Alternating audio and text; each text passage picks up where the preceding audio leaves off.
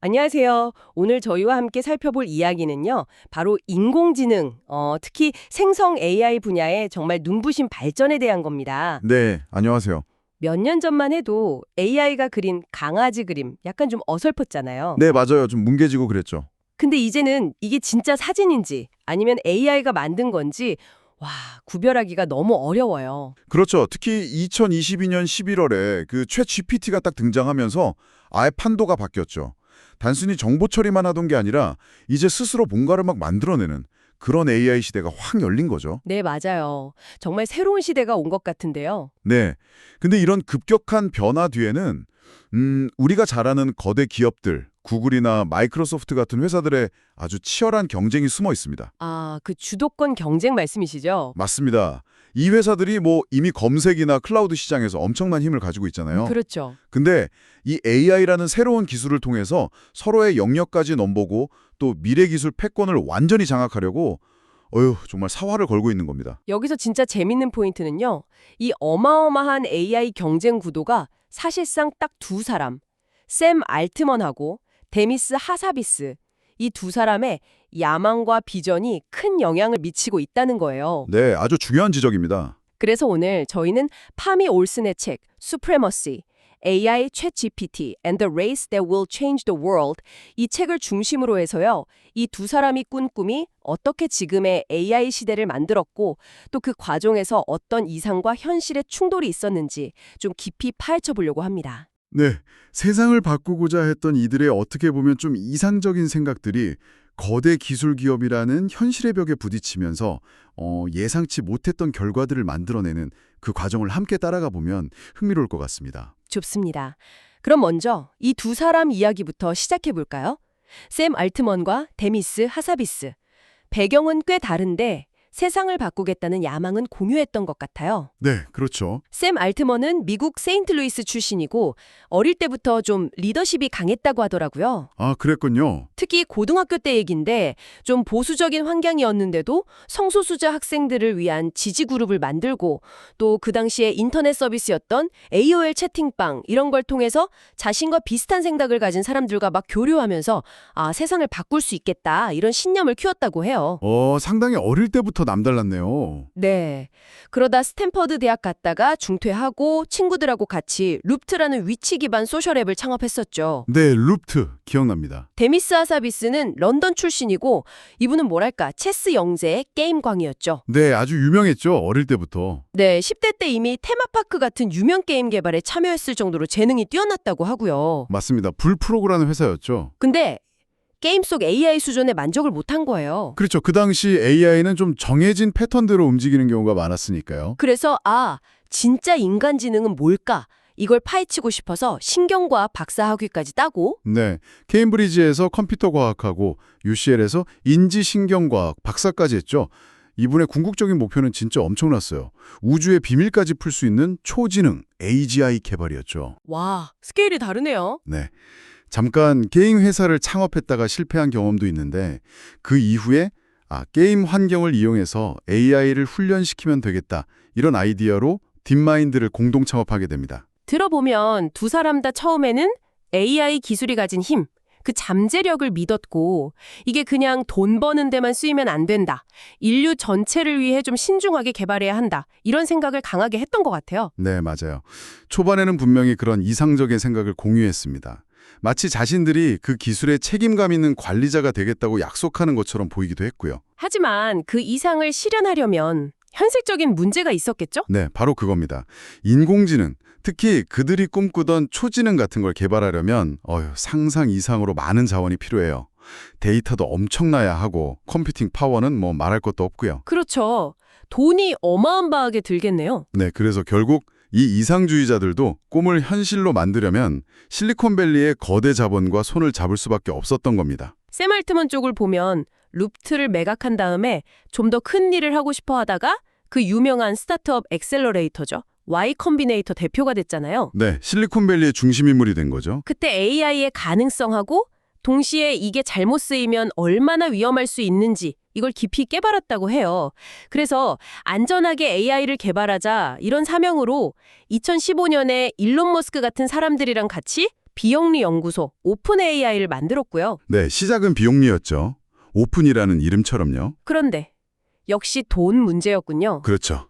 최첨단 AI 모델 한번 훈련시키는데 드는 비용이 천문학적으로 늘어나니까요. 비영리 모델로는 도저히 감당이 안 됐던 거죠. 그래서 결국 알트먼은 2019년에 결단을 내립니다.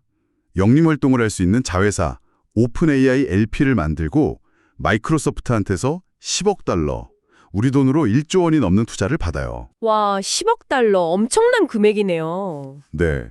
근데 이게 모두를 위한 개방된 AI라는 처음의 약속과는 좀 거리가 멀어지는 결정이다 보니까 내부에서도 말이 많았다고 합니다. 그렇군요. 데미사 서비스랑 딥마인드도 결국 비슷한 길을 간 거네요. 네, 비슷하면서도 약간 다른데요. 딥마인드는 초기에 피터 틸, 일론 머스크, 또 스카이프 공동 창업자 얀 탈린 같은 정말 쟁쟁한 사람들한테 투자를 받았어요. 오, 투자자 라인업이. 네. 근데 재밌는 건 이 투자자들이 AI에 대해 생각이 다 달랐다는 거예요. 피터 틸은 기술 발전을 막 가속해야 한다고 믿었고, 머스크나 탈린은 AI가 너무 똑똑해지면 인류한테 위험할 수 있다. 이런 AI 위험론에 깊이 공감했죠. 와, 그럼 투자자들 사이에서도 좀 긴장감이 있었겠는데요. 그랬을 수도 있겠죠. 어쨌든 인류의 미래를 건 기술을 만든다는 큰 목표 아래 모인 거니까요. 하지만 결국 하사비스도 더 안정적인 연구 환경이랑 어마어마한 컴퓨팅 자원이 필요했어요. 그래서 구글을 택했군요. 네, 2014년에 구글의 회사를 매각합니다. 그때 구글이 조건을 정말 파격적으로 제시했어요. 딥마인드 연구 독립성 최대한 보장하겠다.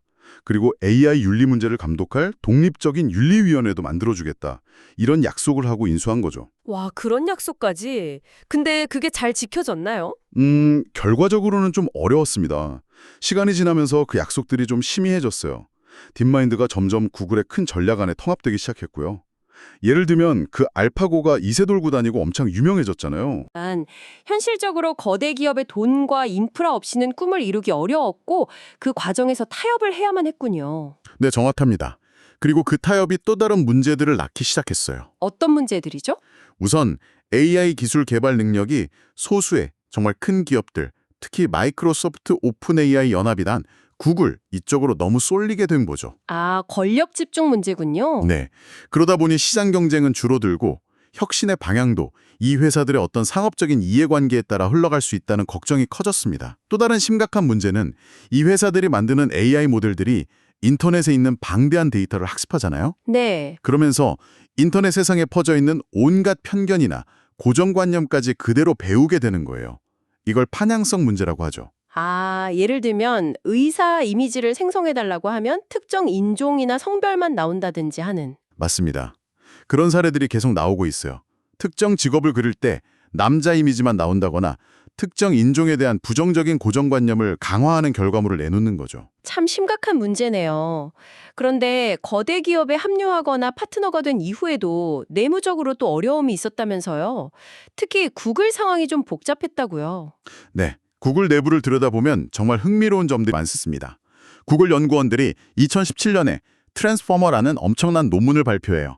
이게 지금 우리가 쓰는 거의 모든 언어 모델의 기반이 된 핵심 기술이거든요. 아, 그 유명한 논문이 구글에서 나온 거군요.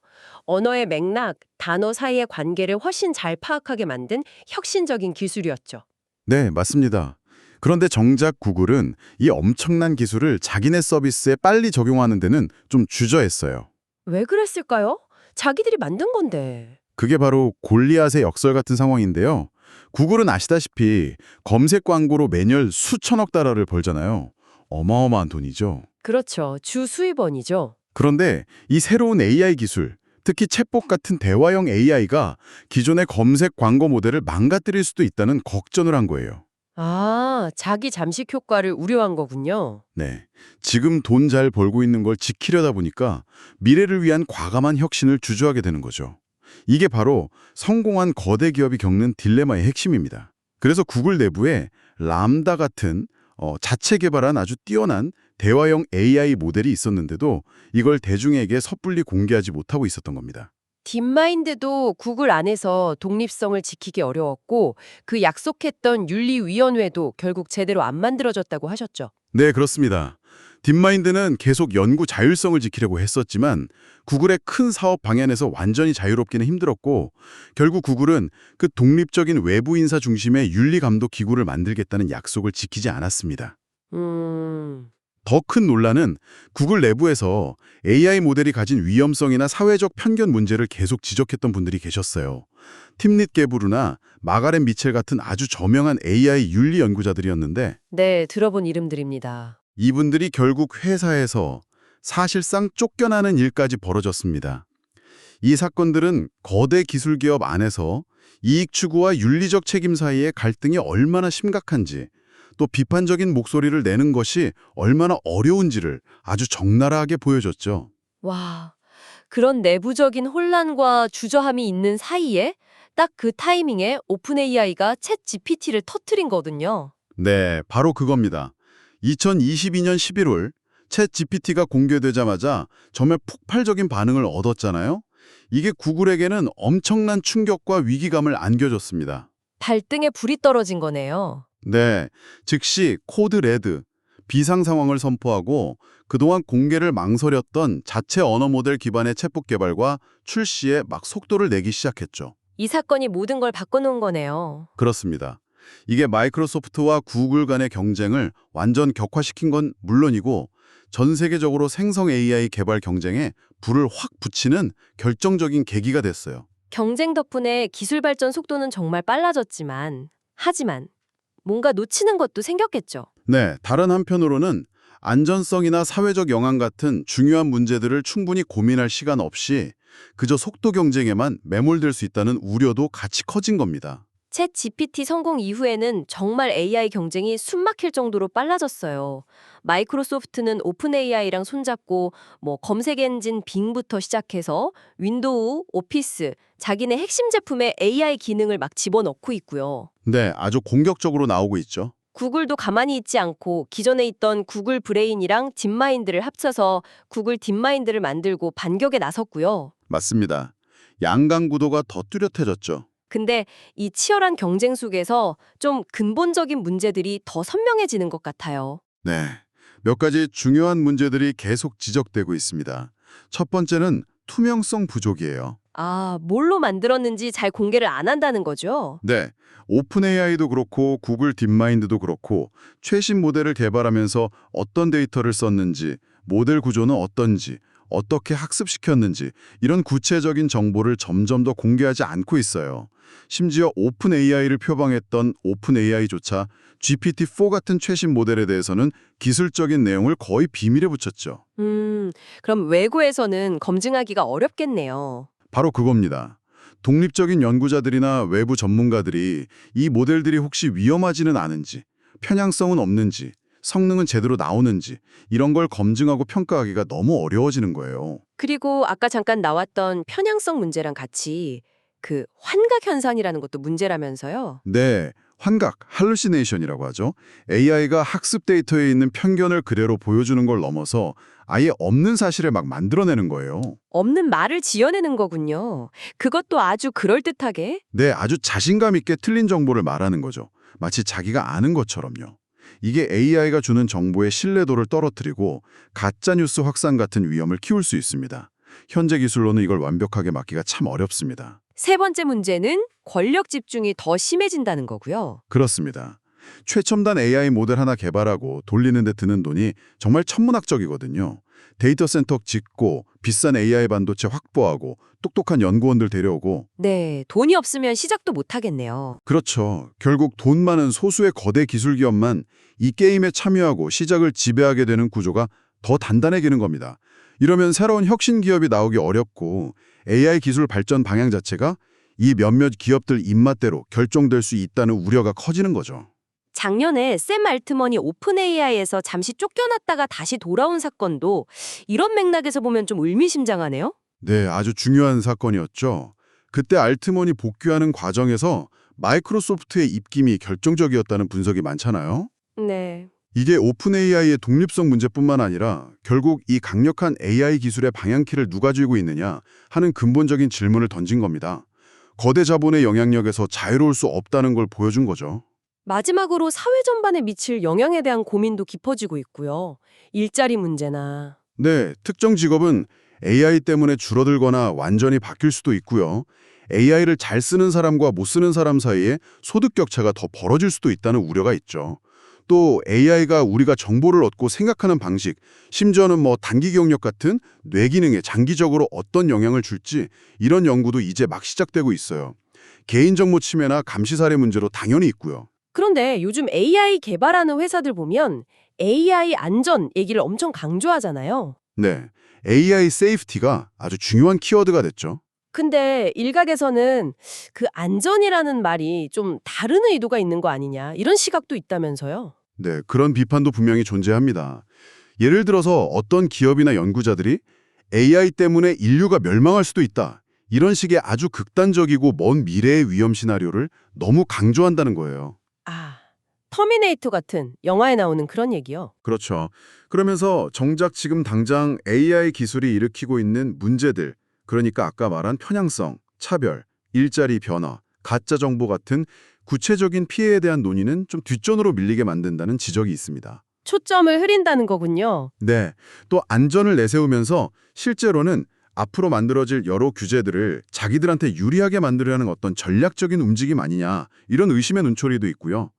기술 자체의 위험성도 중요하지만 이 기술을 둘러싼 여러 담론이나 권력관계도 좀 비판적으로 봐야 한다는 거죠. 네, 오늘 저희는 파미올슨의 책을 통해서 세알타트몬과 데미스 하사비스 이 두 사람의 정말 야심찼던 비전이 어떻게 AI 혁명의 시작을 알렸는지, 하지만 또 그 과정에서 거대 기술 기업이라는 현실과 만나면서 처음에 이상이 어떻게 변화하고 결국 AI 권력이 소수에게 집중되는 결과를 낳았는지 쭉 살펴봤습니다. 네, 인류 전체에게 도움이 되는 AI를 만들겠다 이런 목표가 있었지만 결국 치열한 시장 경쟁과 이익을 추구해야 하는 논리 앞에서 상당 부분 그 방향을 잃어버린 측면이 있는 것 같습니다. 그 결과로 우리는 정말 역사상 가장 강력한 도구를 얻게 됐지만 동시에 투명성은 부족하고 편향성은 뿌리 깊고 권력은 소수에게 몰려있는 이런 어려운 문제들을 안게 되었네요. 네, 이 기술이 가져올 엄청난 혜택이 과연 사회 전체에 공평하게 돌아갈 수 있을까?